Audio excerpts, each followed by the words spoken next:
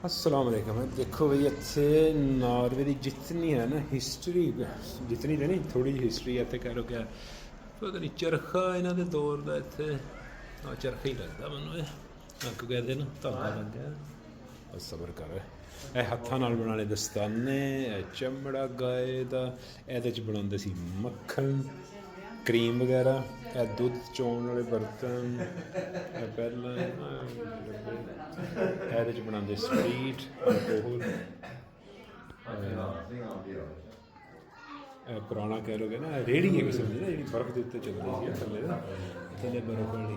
ਉਸ ਤੋਂ ਬਾਅਦ ਇਹ ਹਲ ਹੋ ਗਿਆ ਪੁਰਾਣਾ, ਇਹਦਾ ਜ਼ਮੀਨ 'ਚ ਹਲ ਬੰਨ੍ਹਦੇ ਸੀ, ਇਹ ਹਲ ਲਾ ਕੇ ਇਸ ਤਰ੍ਹਾਂ, ਅਤੇ ਇਹਦੇ 'ਚ ਘੋੜੇ ਜੋੜੇ ਜਾਂਦੇ ਸੀ ਇਹਦੇ 'ਚ ਵੀ।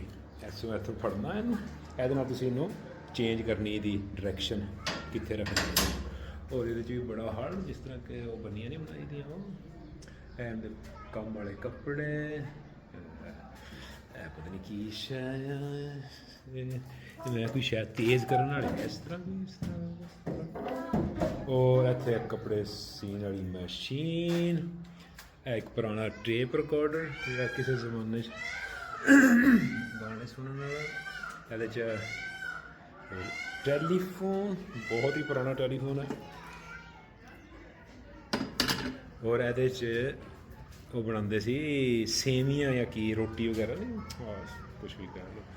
ਇਹ ਆਪਣੇ ਦੁੱਧ ਰਿੜਕਣ ਵਾਲੀ, ਦਹੀਂ ਬਣਾਉਣ ਵਾਲੀ ਰਾਜੂ।